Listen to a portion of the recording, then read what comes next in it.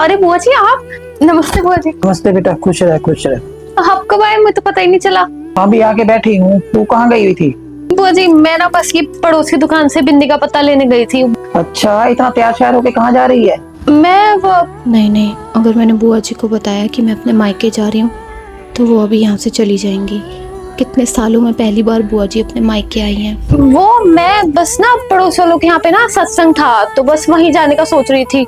जा बेटा, फिर हो आ सत्संग में। अरे नहीं बुआ जी, अब आप आए हो, आपको अकेला कैसे छोड़ के चली जाऊं। वैसे भी ना मम्मी जी भी नहीं है, घर पे कोई भी नहीं है। अच्छा, कहाँ गई तेरी सास? वो मम्मी दीदी के यहाँ पे गई हुई है। आपको पता है ना, दीदी प्रेग्नेंट है, इस राखी आ नहीं सकती, तो ये और मम्मी जी तो वहाँ पे गए हैं। चल कोई बात नहीं बेटा। आप 2 मिनट रुको, मैं आपके लिए गर्मा गर्म चाय बना के लाती हूँ बुआ जी। और बताओ ना बुआ जी, खाने में क्या लोगे आप?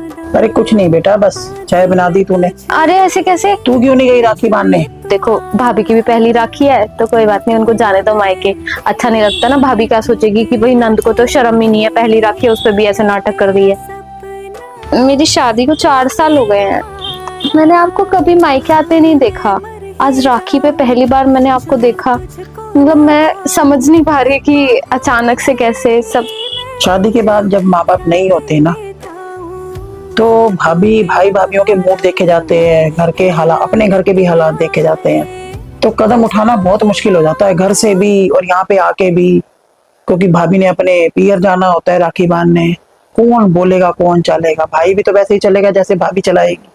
कमाल है ना बुआ जी, हम बेटियां अपना मायका छोड़ के किसी और का घर बसाने के लिए चले जाते हैं, और वही मायका एक दिन इतना पराया हो जाता है कि माँ बाप के ना रहने के बाद हमारा कदम ही नहीं उठ पाता वहां पे। अपना घर सच में पराया हो जाता है जब माँ बाप नहीं रहते। मैं भी ना, आप इतने साल में पहली बार आए और मैं क्या रोना धोना लेके बैठ गई। आप रुको, मैं कुछ अच्छा सा बना के लाती हूँ। मम्मी जी, बुआ जी आई हैं। तो मम्मी मैं कैसे बोलूंगी, बुआ जी को ऐसे अच्छा थोड़ी लगता है।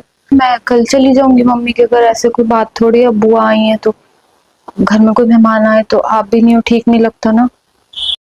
नहीं मम्मी, बुआ राखी वगैरह लेके आई है, शायद पापा को राखी वाखी बांधनी होगी उन्होंने। अब आप भी नहीं हो, ये भी नहीं है। ठीक है मम्मी, मैं कह देती हूँ। अच्छा बेटा, अब चलूंगी मैं, है? क्यों बुआ जी?